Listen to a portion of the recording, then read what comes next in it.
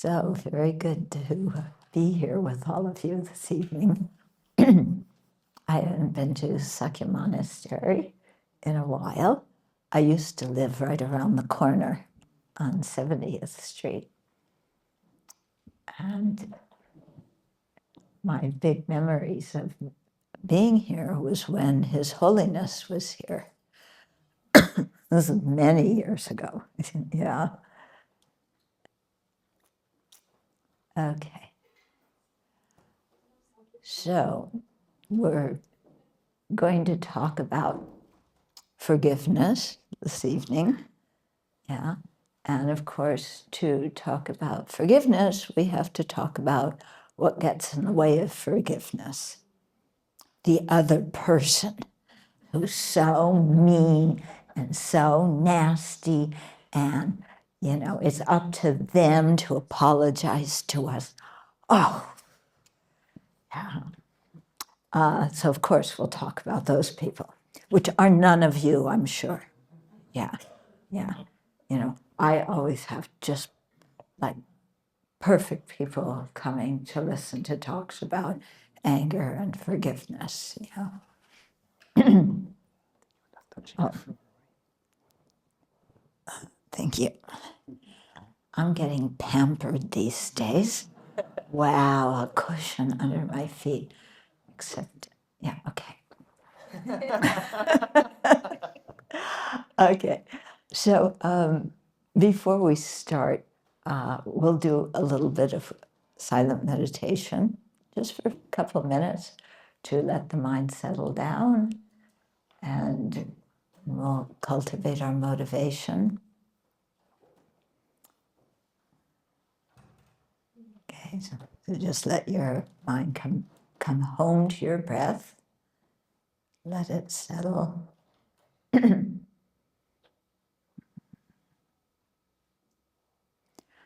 And be aware of how your breath is changing in every nanosecond. That it's not something fixed, everlasting.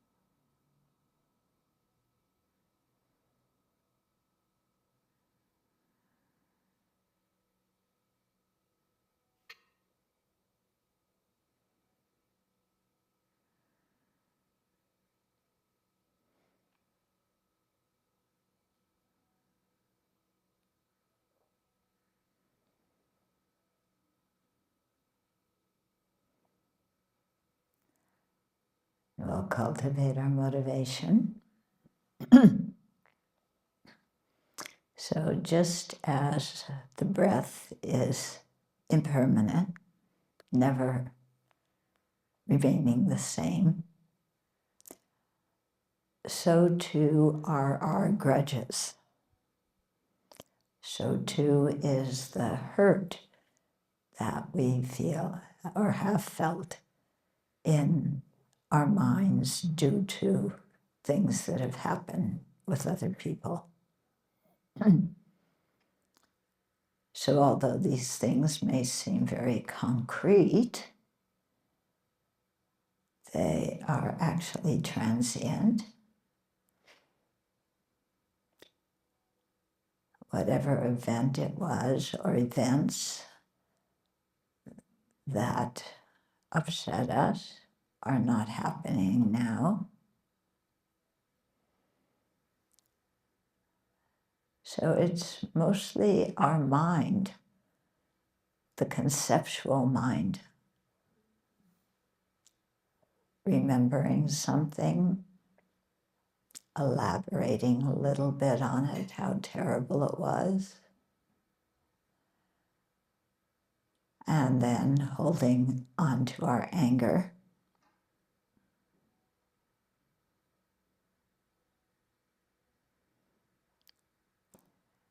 And that makes us completely miserable. No space for compassion in our mind when our mind is holding on to anger and hurt.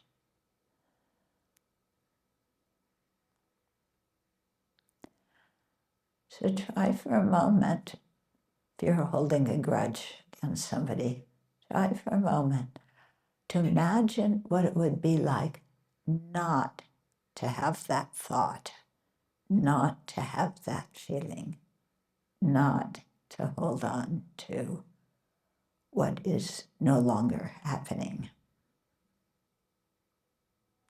What would it feel like to be free of that?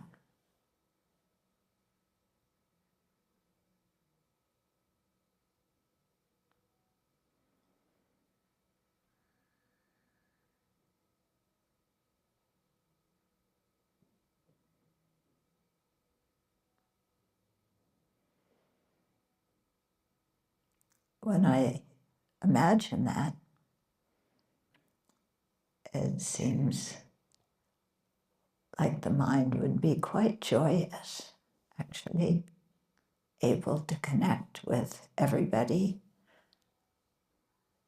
not afraid of anybody, not suspicious of anybody.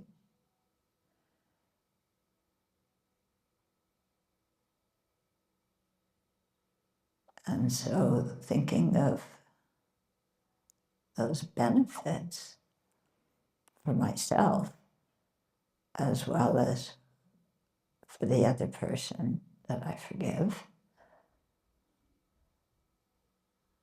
it makes sense to release that anger.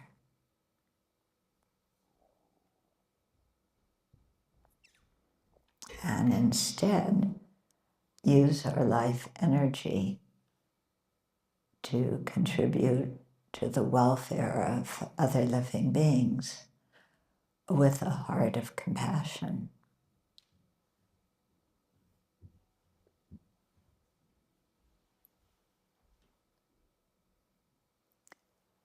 So imagine too, having that heart of compassion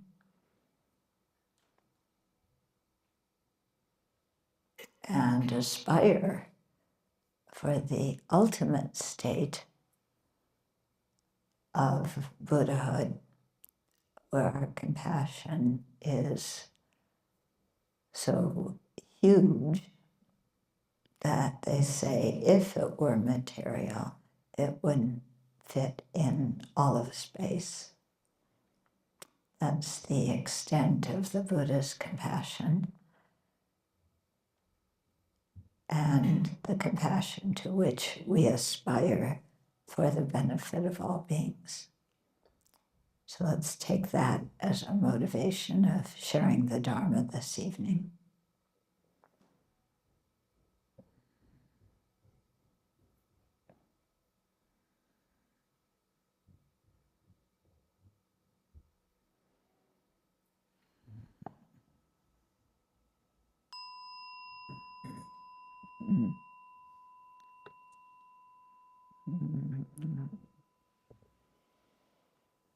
Okay. So life has its ups and downs, and life brings us all sorts of experiences that we didn't necessarily have planned.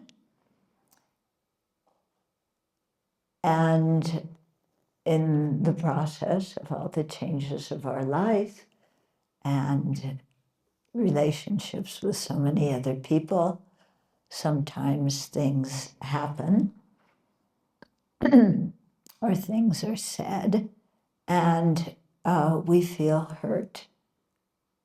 That happened to anybody?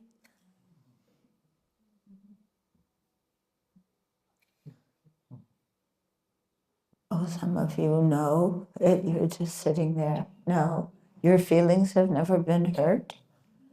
Really? Wow. Yeah.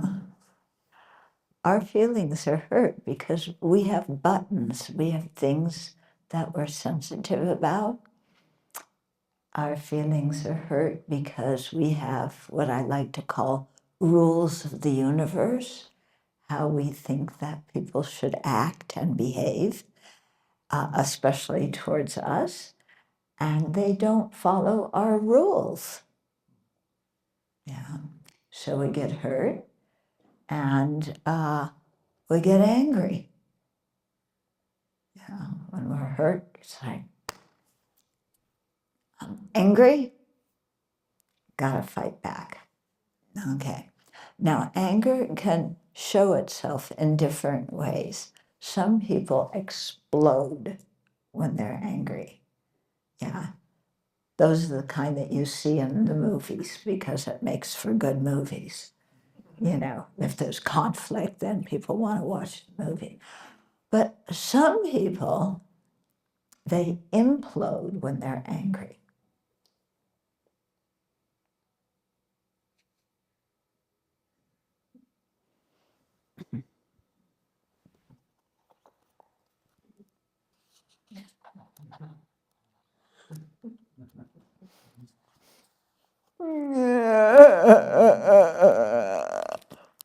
Yeah.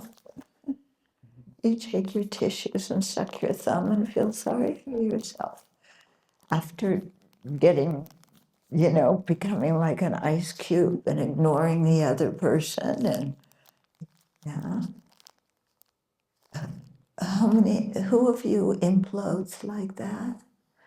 Yeah, who explodes? Yeah, who does both, depending on the situation? Yeah, we're creative. We don't just do one thing all the time.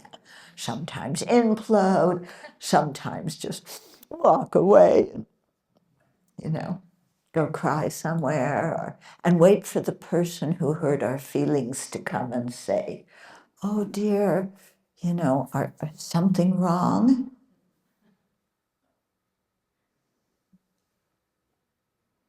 And then they say, oh dear, are you angry? No. Yeah, we're really great people, huh? Yeah. Do you want to talk about it? There's nothing to talk about.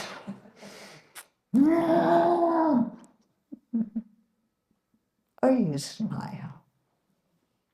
It's okay. I forgave you.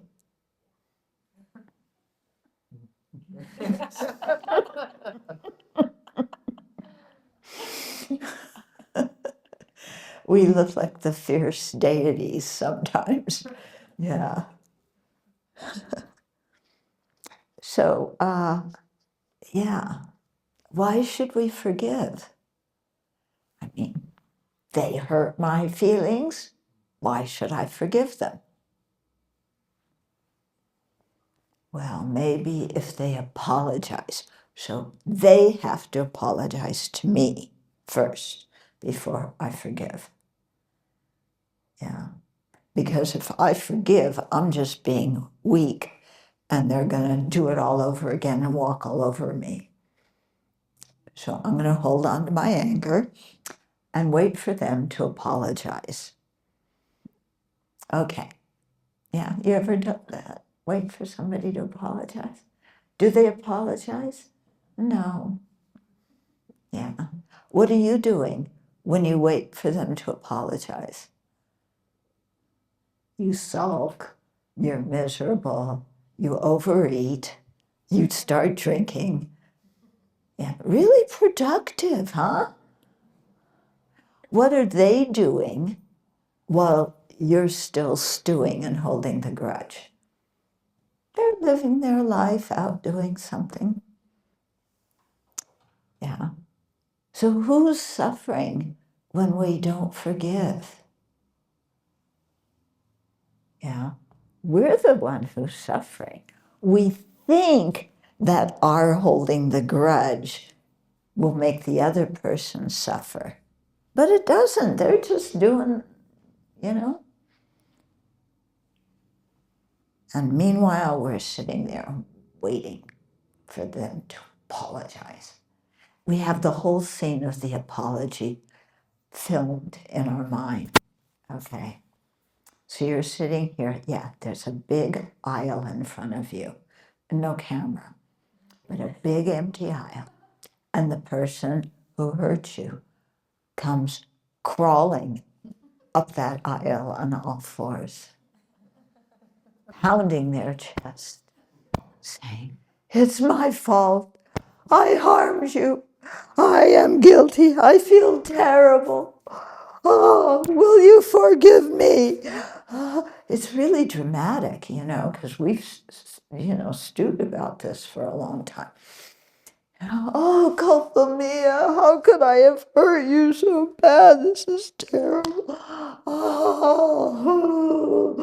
And then when they finally get up here and I said again, say, "Please forgive me," we could go, "I'll think about it." Yeah. And then we feel so happy because maybe we hurt their feelings back after they hurt us. Yeah, so we rejoice at being able to cause harm to other people. That's a really great attitude, huh? Makes for a happy life, creating lots of good karma. Yeah.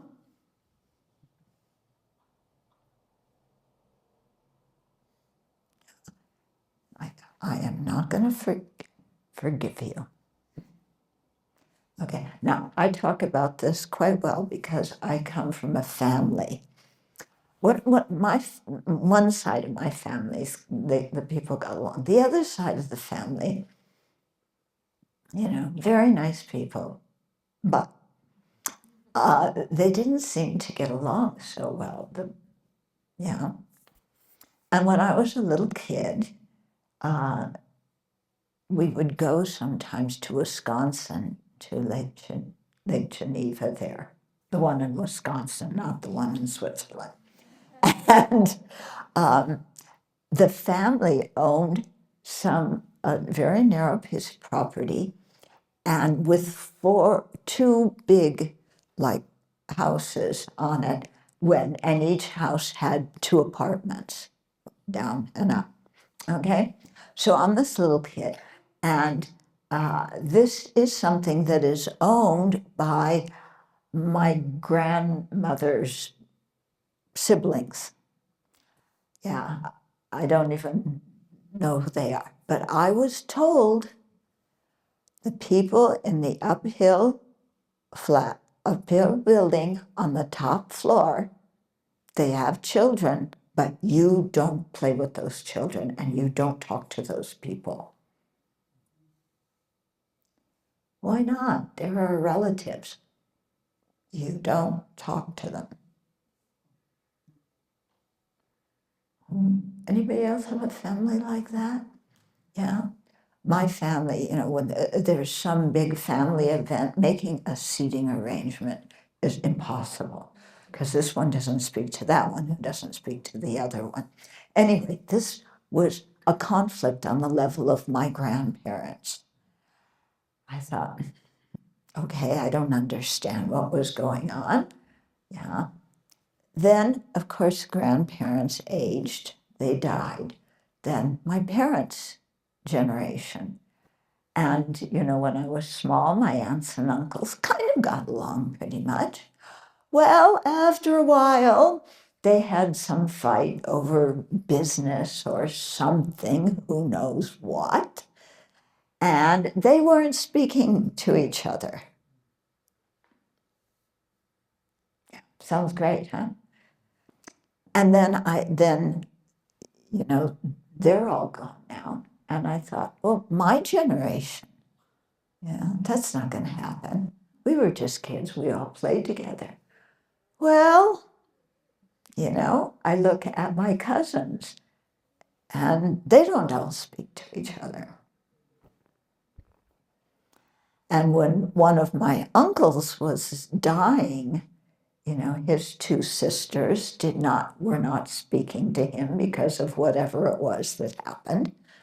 When he was dying, his son, my cousin, called my brother and said, you know, if your mom and Aunt so-and-so want to talk to their brother before he dies, now's the time. No, we don't want to talk to him. When I heard that story, I was going, what? He's dying and you don't want to at least, you know, try and make some kind of amends? No. Okay. So holding on to grudges is the perfect way to make yourself miserable. And it's an extraordinarily beneficial way to set a bad example for your children. Because what happened to my grandparents' generation went to their children, went to my generation. Yeah. And we passed down grudges in our family. And like I told you, I don't even know what they were about. And I didn't want to play any of that stuff with any of them. Yeah. But that was the example the parents set for the kids. Yeah. You play with your siblings when you're little and have a good time. And when you grow up, you don't speak to them anymore. Okay. And so this happens on a personal level.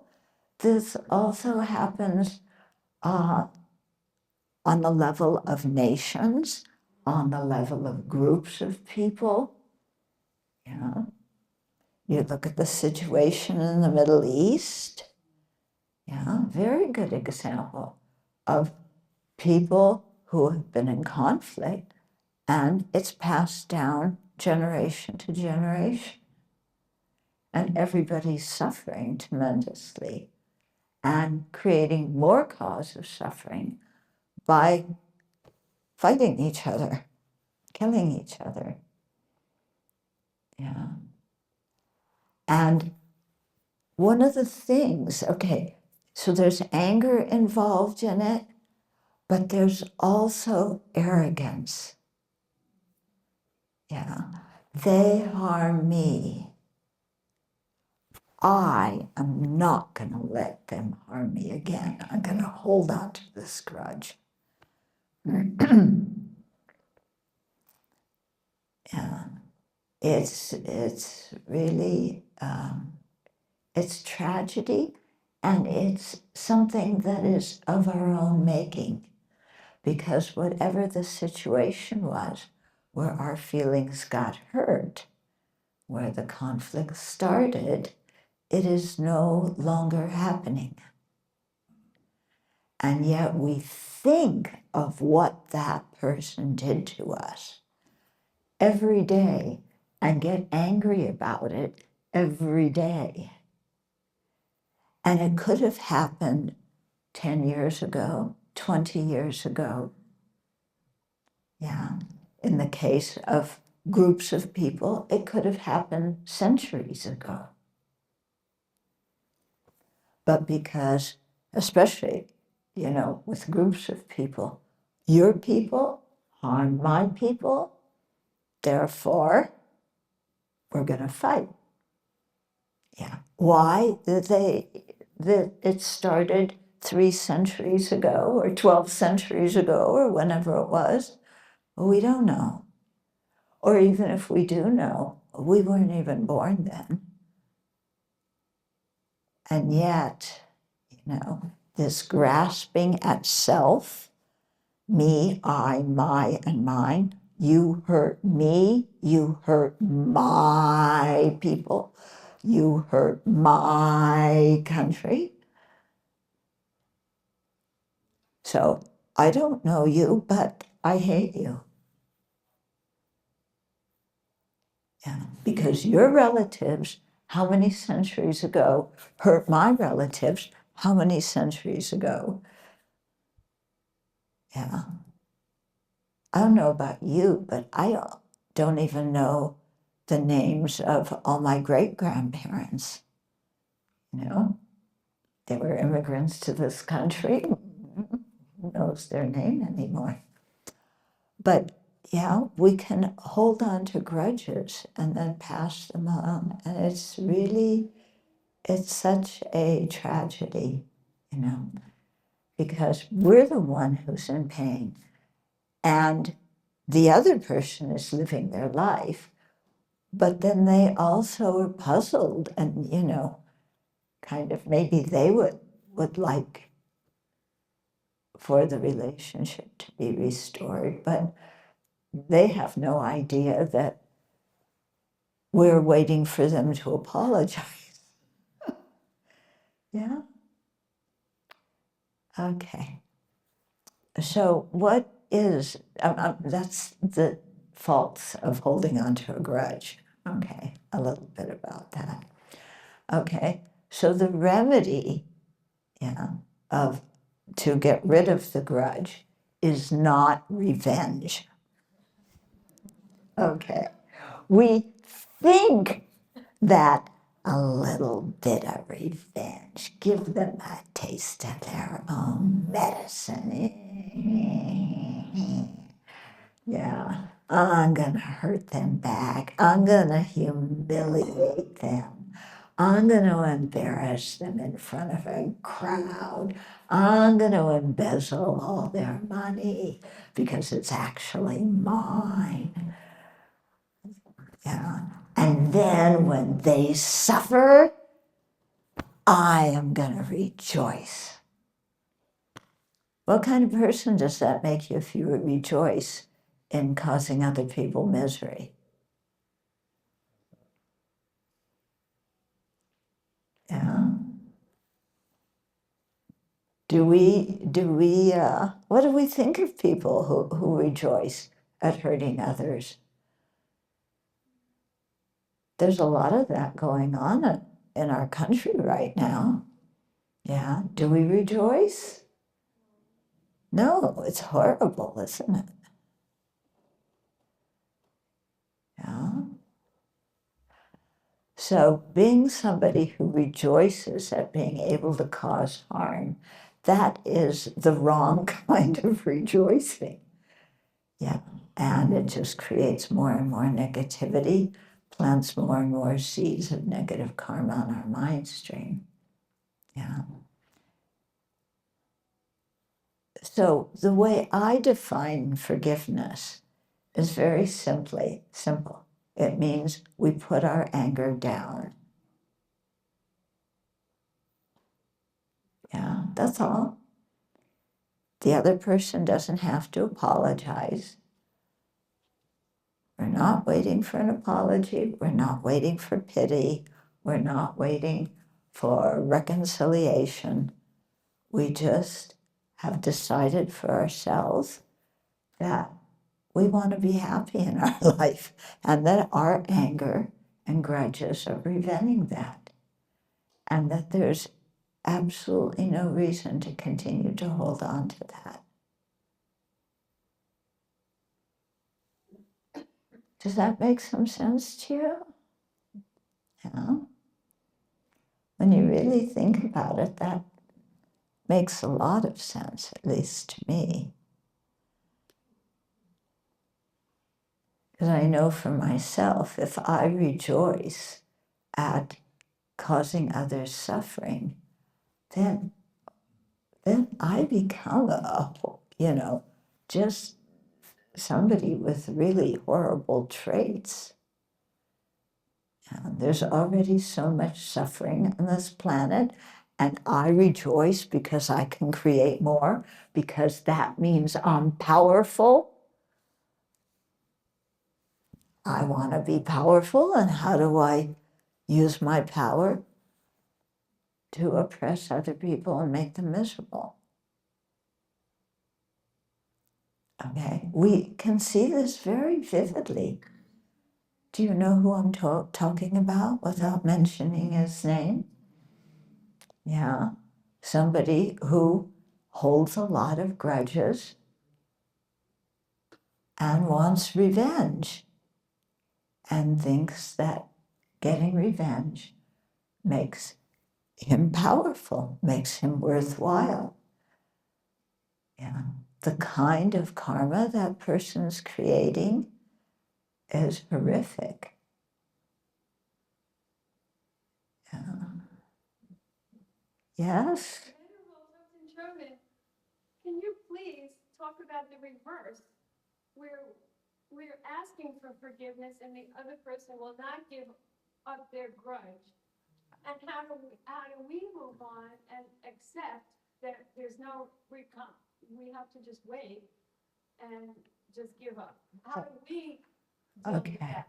Okay. Reverse. Thank you so So much. the reverse situation, not where we have to drop our anger, but we did something maybe, we went and apologized, and that person refuses to talk to us, or they refuse to forgive us. That is their problem. That is not our problem. That is their problem. We cannot control them. In this, just as we cannot control and make somebody else forgive us, we cannot control another person and make them apologize to us. When we have harmed somebody and we feel bad about it, yeah, we want to make amends, we apologize. It's a totally free world. Somebody can accept it or not. Yeah, we don't need to feel bad if they don't accept it. That's really their choice. We can't control it. We would, of course, much rather prefer reconciliation, but we can't make that happen. Yeah? Okay. So don't continue to say, oh, I should have apologized more, or I should have bought a bigger present, or, no.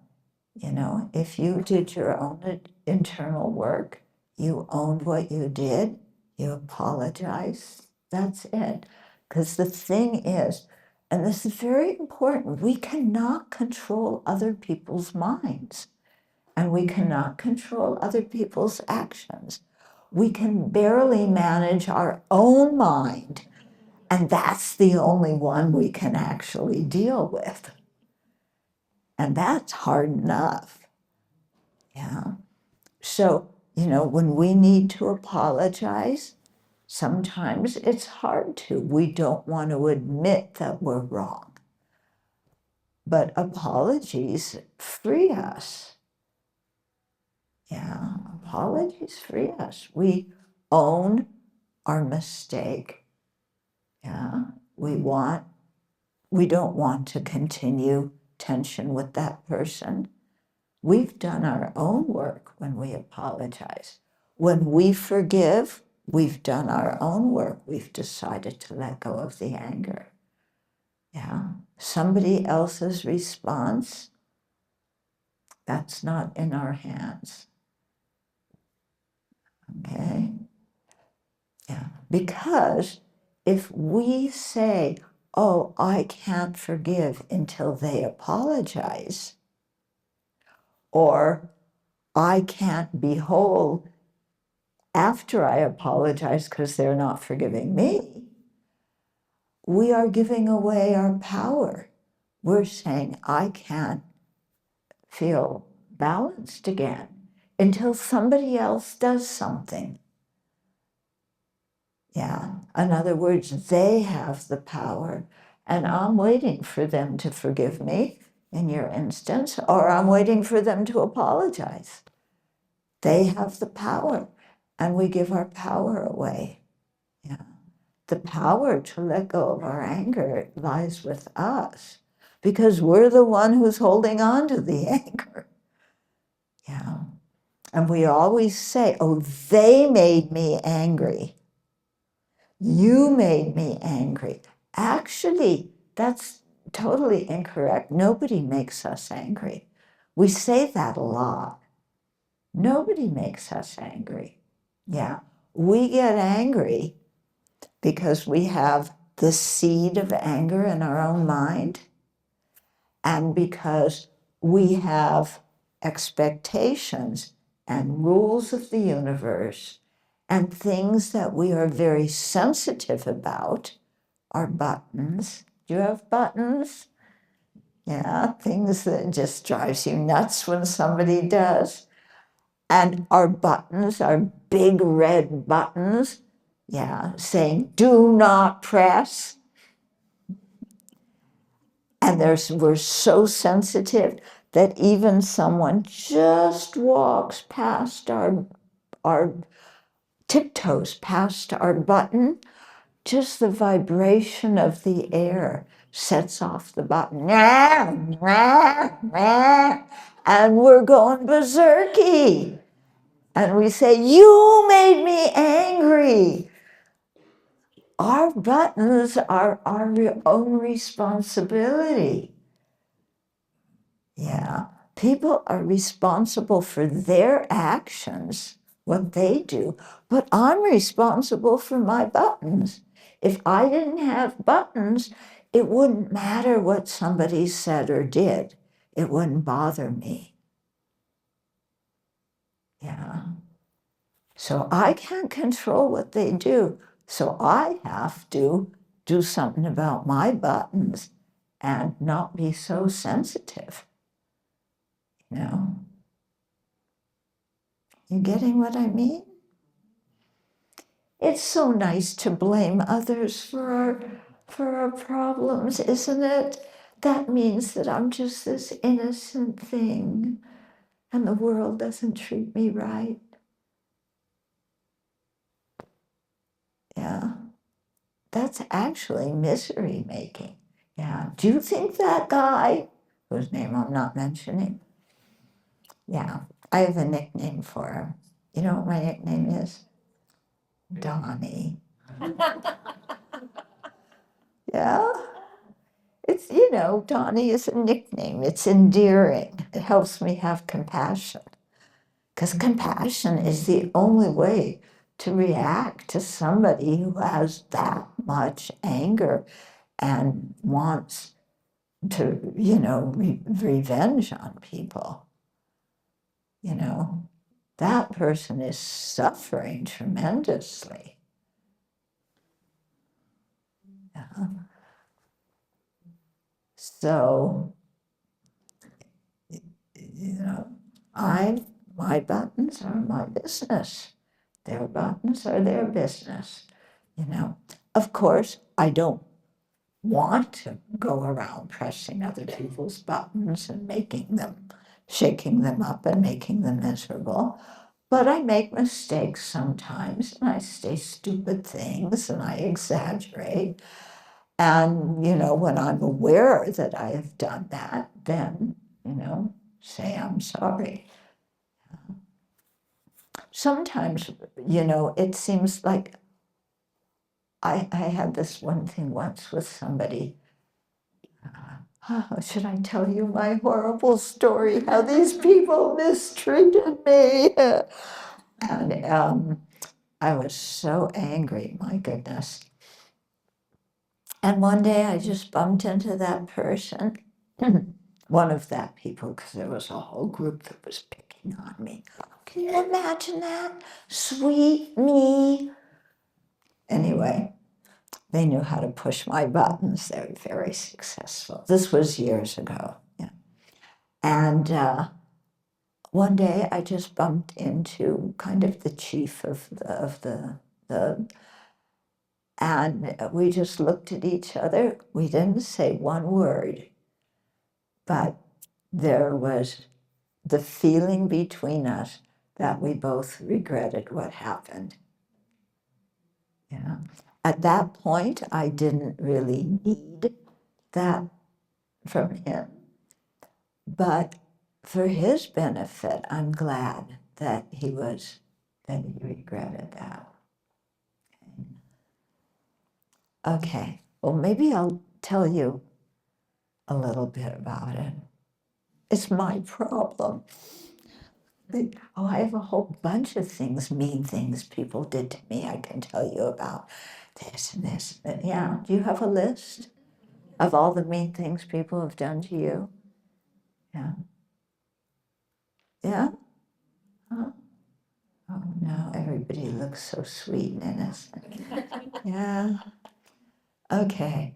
So, so I was working at a Dharma center, and there was a lot of conflict. There was a group of who were picking on me. Okay.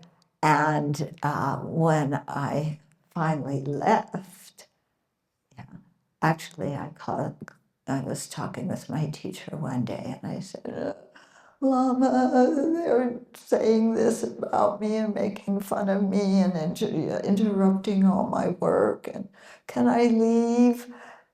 And he said, we'll discuss it. I'll be there in 6 months. Oh God, I made it through the 6 months, unbelievably. And at the end, I went back to Nepal, and I was visiting one of my other teachers who knew about what had happened. And he knew well the people that I had the conflict with. They were also his students, as was I. And so I went to see one teacher. We were sitting, any of you have been to Kopan, old Kopan building in outside of Kathmandu, Nepal, sitting on the roof, looking over the green fields. This was many years ago. Now it's all built up. So peaceful, sipping tea. And my teacher looks at me and he says, who's kinder to you, the Buddha or Sam? We'll call this guy Sam. That's not his name. Who's kinder to you, the Buddha or Sam? Huh? What kind of question is that? It's like, yeah.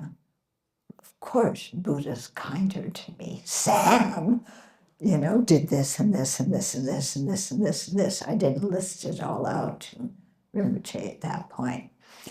Yeah. But what kind of question is that?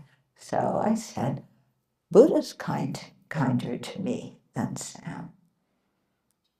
And Rinpoche just kind of, no. And he went on to explain to me that Sam is kinder to me than the Buddha. Sam, who made fun of me, who did this and this and this and this and this and this, I'm thinking inside, is kinder to me than the Buddha. The Buddha has infinite compassion, never judges me, doesn't insult me, only is trying to benefit me and lead me to awakening. Sam is like, taking my work off my desk and spreading bad things about me and ridiculing me and this and this and this. Yeah. And then, she said, no, Sam's kinder to you than the Buddha. Huh. And then he went on to explain how to become a Buddha, as you know, we need to practice the 6 paramitas, right? One of those paramitas is fortitude, sometimes translated as patience. Yeah. And Rinpoche explained, well, if you want to become a Buddha, you have to perfect your fortitude and practice it. And you cannot practice fortitude with the Buddha because the Buddha's so kind and compassionate. And then he said, you need Sam. You need Sam because he's giving you the opportunity to practice fortitude. And those people who give you that opportunity are very rare. So when they come along, take advantage and practice fortitude. Yeah. You can tell that he was my teacher was a realized master, and I was a dumb disciple because I was like, huh? Yeah. And then I went away and I thought about it. Yeah. When your teacher says something, even if it's something you don't want to hear, because really when I saw Rinpoche, really what I wanted was a little bit of empathy. How about a little bit of sympathy? If he had said, yes, I know Sam very well. He's one of my disciples. And he doesn't listen to me. He's really uncooperative. Yeah, everybody has problems with him. But you did really, really well in that situation. That's what I wanted to hear. A little bit of pity. Yeah, that's not what my teacher gave me. But he gave me the advice I needed to hear. Yeah. And yeah, he was right. We need those people to practice fortitude. What's interesting is the more you practice fortitude and, don't hang on to your anger, the fewer people you have to practice fortitude with. Yeah. Now, how come? How is that? Just when I really need them, then now they're being really nice to me. Huh? Okay. So, I've done a little reading on what people say about forgiveness. And some people really say very strongly that there needs to be public reconciliation. If you've had a quarrel or something with others and it's affected other people, yeah, to really forgive, you have to reconcile. But when I think about it, reconciliation is wonderful. I'm all for it. However, we can not make somebody else reconcile. Yeah, I think that's kind of what you were asking. You can't make them reconcile. But we can change our attitude towards them, and that makes a lot of difference. Yeah. And also, reconciliation isn't always possible because sometimes the other person is no longer alive. Yeah.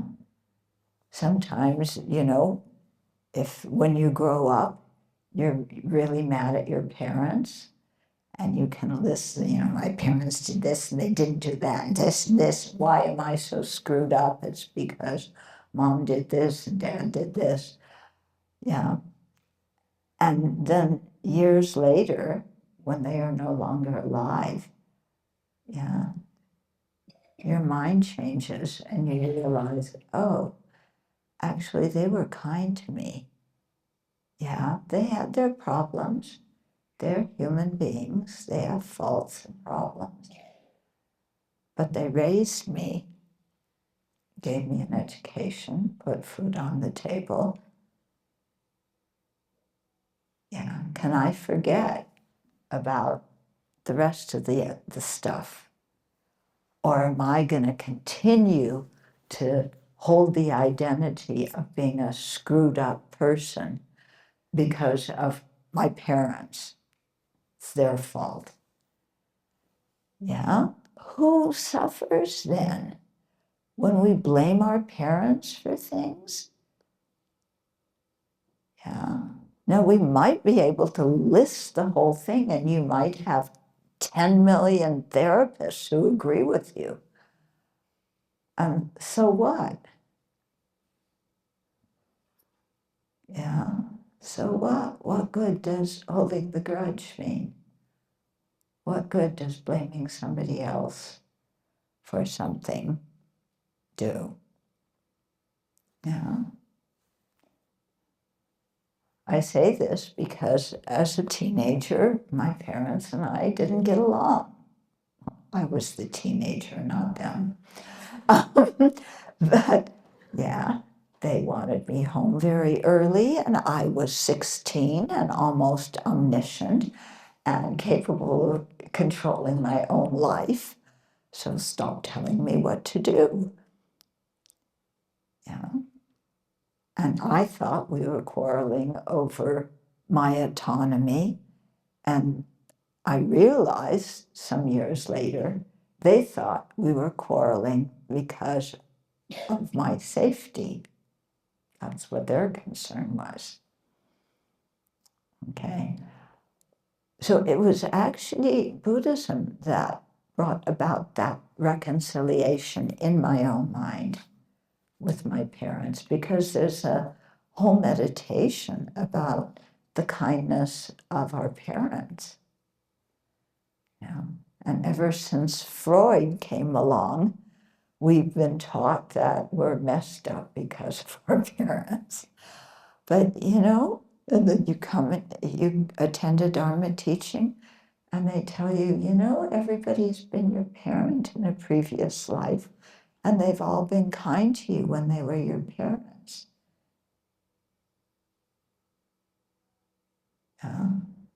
And, if you want to develop compassion, having an attitude of forgiveness towards them and actually switching it so that you want to repay their kindness, then you reconcile in your own mind. Doesn't matter whether they're still alive or not. So the possibility of, forgiving and reconciliation happens in us. Of course, it's nice if it can happen with the other person too. Okay.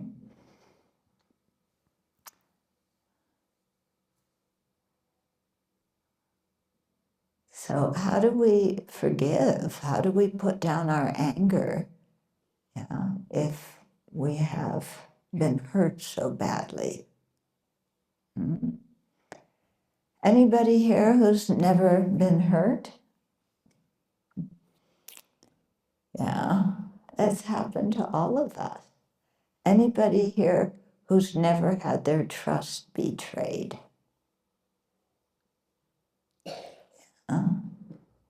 Now, I know none of you would betray other people's trust. Yeah.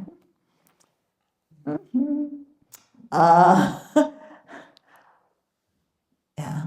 To me, the betrayal of trust is one of the most painful things. Yeah. When you really trust somebody and they betray it, it's like, it's like, what did they call it? You're punched in the stomach. And We've all had that happen. When it happens, we feel like we're the only person that has ever happened to that badly, right? Nobody else has ever had their trust betrayed in the same horrible way. That person betrayed my trust.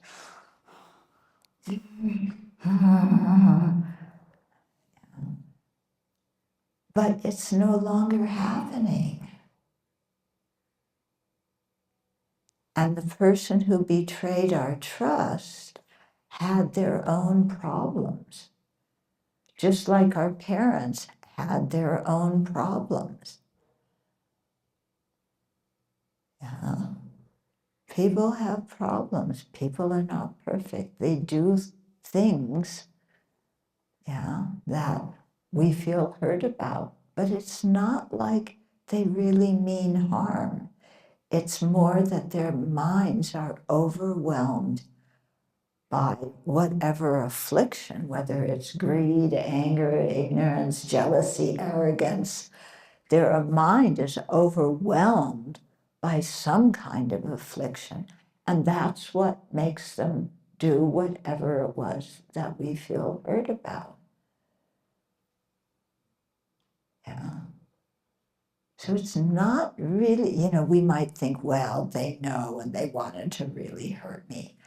But it's actually their messed up mind, their afflictions, just like our messed up mind that makes us do things that we later regret. Yeah.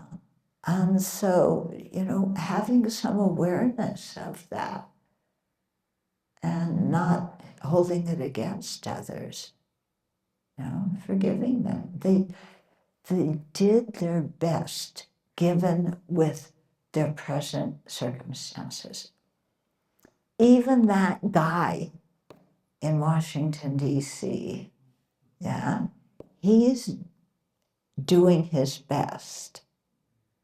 It's certainly not good enough. But that's what he's capable of right now. And he, like I said, causing so much suffering to so many people. He's going to be the one who experiences the karmic result of that. He doesn't need my hatred. Yeah. And my hating somebody is not going to make them change. Yeah. We can go to protests without hating people. Yeah. Because, and this is really crucial, we have to differentiate the person from their action. Okay, the person may have done a horrible action, but it doesn't mean that person is a horrible person. Why not? Because they have the Buddha nature. They have the potential to become a fully awakened Buddha. How can we say they are evil? That doesn't make any sense. Yeah, their afflictions cause them to do what they do. Yeah. So we should point to the fault of the afflictions, not to the person who has them. And we should do that with ourselves too. Yeah. Point out our afflictions as the cause of our suffering and not sit there and feel like we're horrible people and guilty and unworthy and all that kind of garbage. Yeah. Because often what we do is if we don't blame the other person, then we blame ourselves. Yeah. And we stew in our guilt. Oh, I'm so awful. But I'm the most awful person in the universe. Yeah. Does that fix anything? Yeah. Sitting and blaming ourselves doesn't do any kind of good, doesn't purify our negative actions. So the forgiveness has to go towards ourselves also when we make mistakes, when we do things that harm others. We have to forgive ourselves. And this is where purification practice comes in. Yeah. Anybody here doing Vajrasattva practice? Some of you? How about 35 Buddhas, prostrations? Yeah. So these kind of purification practices are very important because that's how we forgive ourselves for the mistaken actions that we've done under the influence of our ignorance, anger, and attachment. Guilt does not purify. Yeah, purification practices do. So purification practices, 4 steps. First one is having regret. Regret does not mean guilt. Repeat. Regret does not mean guilt. Yeah. I once led a retreat at Cloud Mountain. Some of you who are here may have been at that retreat. And we had a discussion group one time where we divided into groups, okay? The Catholics, the Protestants, and the Jews. And everybody chose their group. And the topic was guilt. Who has more guilt? Yeah, Americans are very good at having guilt. Yeah, we blame ourselves, my goodness. Yeah, who do you think won the contest of who had more guilt? The Catholics, Protestants, or the Jews? Catholics. You say Catholics, that's because you grew up Catholic. Yeah. Who says the Catholics have more guilt? Okay, who says the Protestants have more guilt? Yeah, nobody ever votes for Protestants. Who says the Jews have more guilt? Okay. So the Catholics think they have more guilt. The Jews, we know we have more guilt. Yeah. They've been persecuting us for over 5,000 years, and it's all our fault. No, it's God's fault. No, we can't blame God. We blame the other person. No, it must be my fault. What did I do wrong? Yeah. Okay. So, if we can't blame the other one, well, we blame ourselves and feel rotten and think that we're atoning. The more I hate myself, the more I'm purifying. What? Does that make any sense? No. Give that one up. Okay, so regret. Regret is very different than guilt. Yeah, regret just means I made a mistake. Doesn't mean I'm a bad person. I made a mistake. Then we have to change, second one, we have to change our attitude towards whoever it was that we harmed. Okay? And so if we did something regarding the Buddha Dharma Sangha, we change our attitude by taking refuge in them. If we have harmed other living beings, then we change our attitude by having compassion for them. Then we do some kind of remedial action. Yeah, so that could be, if you're a practitioner, you do prostrations, you do mantra, you make offerings, you meditate on emptiness, you meditate on loving kindness. You do volunteer work. Yeah, you do something to benefit others. And that's our remedial action. And then we make some kind of, the fourth power is some kind of determination to avoid that action again in the future. So some things we've done, we may be able to say, I will never do that again.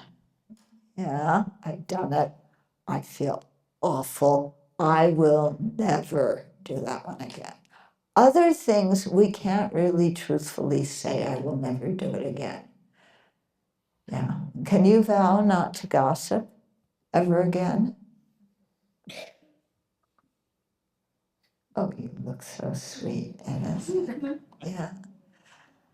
How about can you make a determination not to gossip for 3 days? Is that something doable? Try a short period and then do it. And that gives you confidence to do it another 3 days. Okay. So, the purification practice is really wonderful for the situations where it would be good if we could apologize to somebody else for the wrong we did. But purification also is good for helping us let go of our anger. Yeah. Because when we do purification practice, we imagine, like if you're doing Vajrasattva or Chenrezig, I know at Sakya Monastery people do Chenrezig practice a lot. It's a beautiful practice. Then, what are you visualizing? The Buddha, Chenrezig, Vajrasattva, pouring light into you. Pouring light so that your whole body, mind is filled with light. How can you hate yourself and feel guilty when Chenrezig, the Buddha, Vajrasattva, Tara are looking at you with loving kindness? So we have to forgive ourselves as well. Okay, so somebody is constantly doing something. This is similar to what she said, you actually want to reconcile. Or what you're saying is you've let go of your anger, but you really don't want to renew the relationship with them to make it like it was before. That's okay. Then you've changed the game. Yeah. So you're sure they're going to come after you again and again. You're sure, you know their minds. You can read their minds. We don't really know. We may know that they have a habit in a certain direction, and forgiving them doesn't mean we need to become best friends again. But it doesn't mean that we need to set up brick walls either. Because, just like I told you that person that tormented me so much before, when I bumped into him, I'm sure he has very similar, well, I shouldn't say that. He may have continued to act that same way, but towards other people. But we saw each other and I knew there was regret for him, It doesn't mean you have to become best friends again, But the big thing is that for us, we put the anger down. And the thing is, what you mentioned about changing the game, if we change, then the other person has to change.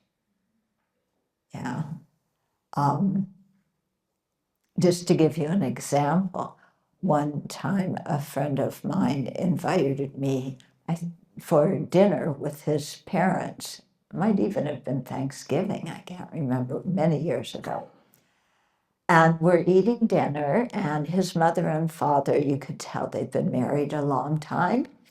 and they started some conversation, which you could tell they've had many times, and there was friction between them.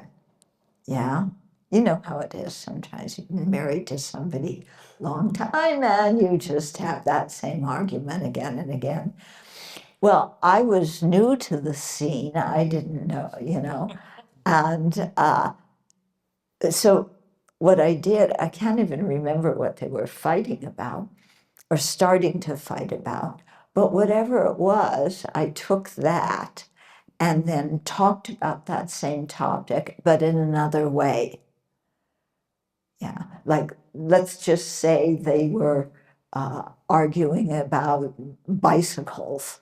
Okay, they weren't, but let's say, and you could tell it's an old thing about what kind of bike should we get? Where do you put your bike and how often does it need to go to the repair shop, and what side of the street do you drive on? And, you can tell. And I would like go in there and say, oh, when I had a bike as a little kid, I started out on a tricycle and then I graduated to, this, and start talking about bikes. Yeah. And then the whole conversation has changed. Yeah. It's very interesting. Try that when you're with people who you can see are starting to have an argument, and just take one word they talked about and you talk about it, but in a totally different way. Yeah. So, yeah. So we may let go, but you don't want to let somebody back in. That's okay. But you don't have to go, I have a boundary. Why did I get hurt? They went across my boundary. I am not going to let them go across my boundary again and hurt me.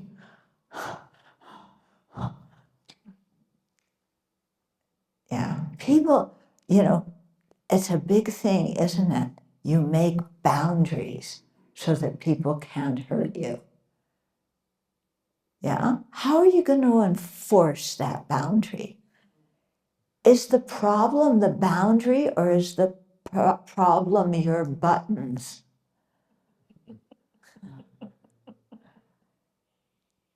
Yeah, if we didn't have buttons, yeah, then people just do what people do and we wouldn't get inflamed. It doesn't mean we have to like what they did. Doesn't mean we're best friends. But, as long as there's no risk of physical harm, if it's just mental harm, yeah, we don't have to be hurt. When you don't have the button anymore, Okay. Is there a way for you to then stand up and say, I don't think you're doing the right thing, but in a very even way? Yeah, I mean, if somebody is doing something harmful, yeah, without a button, you can try and figure out a way to communicate to them, but you communicate motivated by compassion. Yeah. You may stand up and say something directly to them, but we often have to stop and say, am I the right person to give that other person advice? Yeah. Sometimes we're not the right person to advise them. It's better if somebody else does. Yeah. But certainly a change in our demeanor would have some positive effect. Yeah. Does that make sense to you? I can sometimes feel good holding a grudge. You feel good for holding a grudge? Sometimes it gives me a sense of power, a sense of Why do you feel good? What about holding a grudge makes you feel good? the other person hurt my feelings. they didn't behave in a way that it was respectful or what I would have done for them. Yeah. And then that grudge, But how does that make you feel good? because I feel I have more power. I feel like, well, you were behaving like a jerk, but I don't like you that much anymore, so I should have lost you. So whatever the conflict was about with you and the other person, it was 105% their fault. You didn't contribute at all? Nothing. See, I told you the people who come to my talks are always the innocent ones. It's other people who are the mean ones. Yeah. I have a friend who does mediation, and I went to one of his mediation seminars once, and the same thing came out, that, all the people coming to learn about mediation are the people who are so cooperative. None of the uncooperative people come. Yes, it's always 110% the other person's fault. We had nothing to do with it. Nothing. I'm being honest, in this case, that's. Yeah, just absolutely nothing. Yeah, it was the same whether I existed and didn't exist. I had nothing at all to do with the problem. Oh, congratulations. Are you happy? Are you happy? Saying I'm a... On this, yeah, on this. Yeah, okay, then. Yeah, then go ahead. See if you're really happy. If at some point you think, I really don't feel so good about continuing to be angry, then come to another talk or listen to the recording of this talk. Yeah. Yeah. Please just don't wind up to be like my relatives who would not forgive even when somebody's dying, who would not even talk to them. Yeah. And be careful of the example you set for your kids. Do you have kids?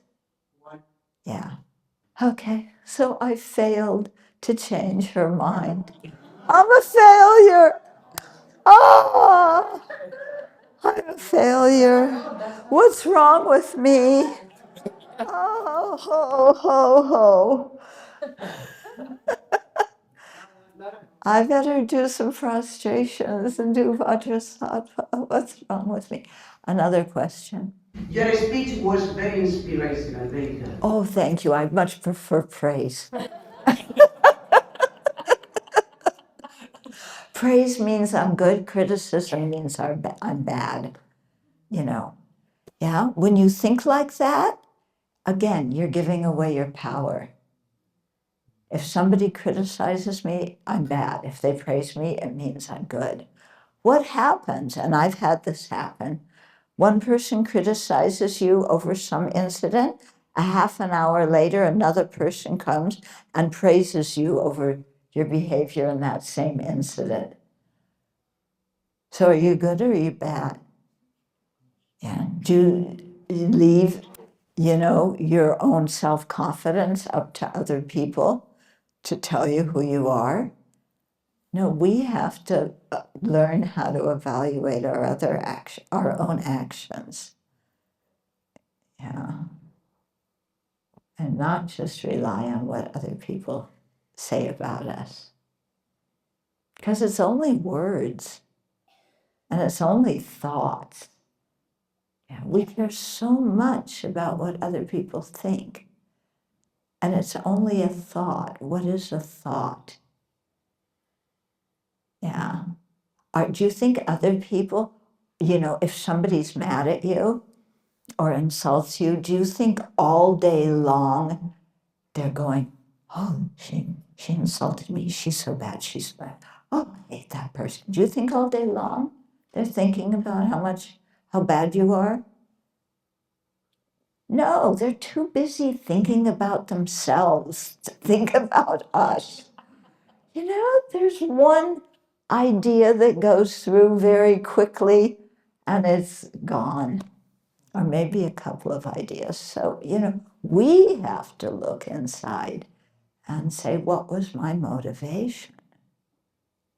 What if, in a situation where not talking to the person is actually supporting your practice of compassion and forgiveness because they harmed you so badly that when you see them, there's like an autonomous physical response of disgust or needing to preserve your own safety? Yeah.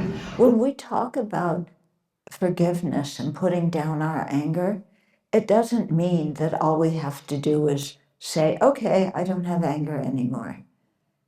It could be like the situation you talk about where you just think of that person or see that person and you get tense. So, if that's the situation, then you just have to go slowly, yeah, but really work with your own mind.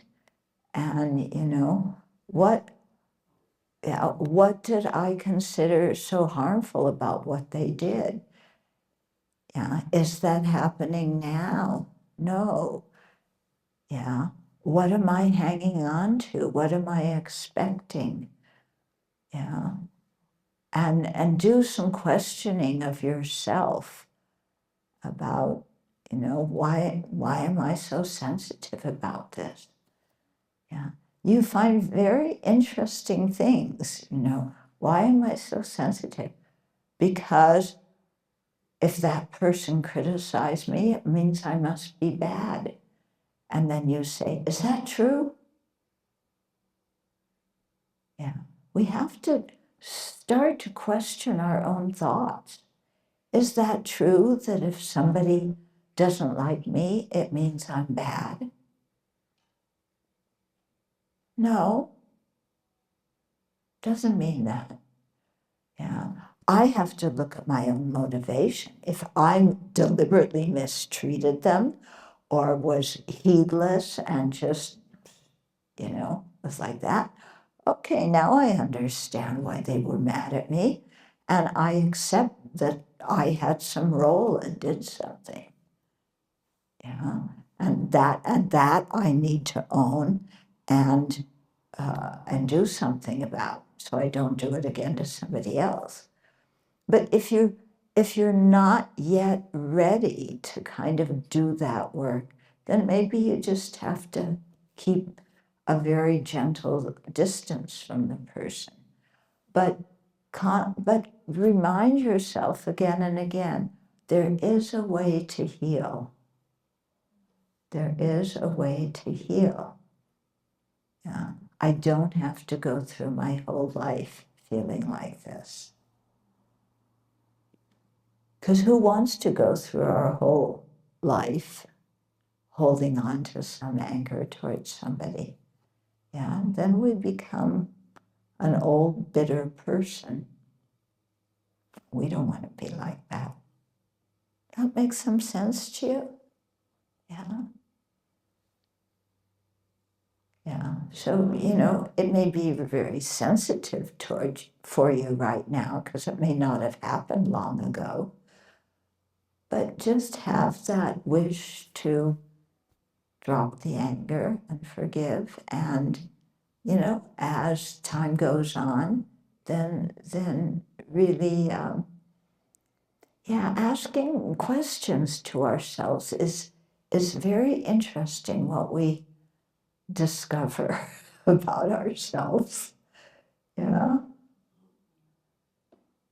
Yeah. Sometimes I do that. I have let's say somebody really insults me very, very badly. Yeah. In front of a group of people. That's the worst, isn't it? Yeah. And then I stop and, okay, I feel hurt. Why do I feel hurt? Well, everybody would feel hurt if that happened to them. Well, not the Buddha. But, why do I feel hurt? Why do I feel hurt? Because they embarrassed me in front of a huge group of people. Yeah. Why? Well, I'm pretty attached to my reputation. Yeah.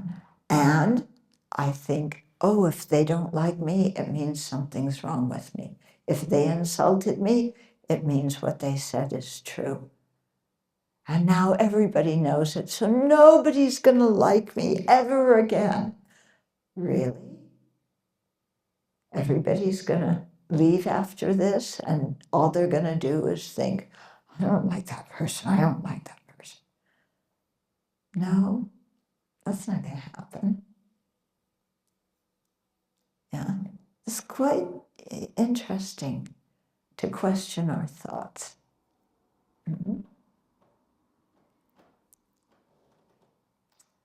I'll tell you one more story and then we'll have to end. Okay, I was at, this happened in Taiwan, and I was at a conference, a Buddhist conference in Taiwan. And at the end, they took us around to see various temples and things like that.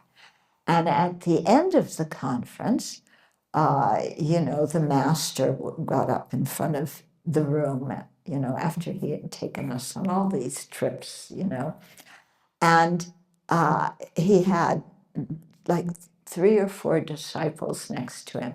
And he said, these are the people who organized this whole conference and the pilgrimage. And, these are the people who organized it. Everybody applauded, yay. And then he started to say, this nun did, she was in charge of, I don't know what she was in charge of, but she did an excellent job, really planned it all very well. And that monk, he was in charge of that. And he too did a great job, really conscientious. And he's saying this in front of all the people in the conference. But that monk at the end, he didn't do very much at all, not very responsible. Yeah, didn't do very well at all. Okay. And all 3 of them just stood there. The master was talking about them. Okay. When he got to that last monk, who he said, was just didn't do his job very well. And he said this in front of a whole room of people. I thought that monk is a close disciple. Yeah. Why is he a close disciple? Because the master trusted him enough to point something out in front of a group of people and know that he could handle it and know that he would go back and use it as part of his meditation practice to change. Yeah. Just because somebody says something doesn't mean that that's who we are. It doesn't mean we are mortally injured. It's time to end. Oh, sure. Finally, she's done telling me that I have to drop my anger. I like my anger. I feel powerful. I'm so mad at her. Yeah. And she keeps talking. She won't shut up. Okay, I'll shut up. Let's dedicate the merit. Okay. So we should really, take a moment and really rejoice about what we were thinking about. We were thinking about something serious, thinking about something virtuous. Maybe our mind and our attitude shifted a little bit. We have some new insight about something that we want to work on and change our attitude about. Okay? So let's rejoice at the merit we created and rejoice at the merit everybody here created. Yeah, because we all did it all together.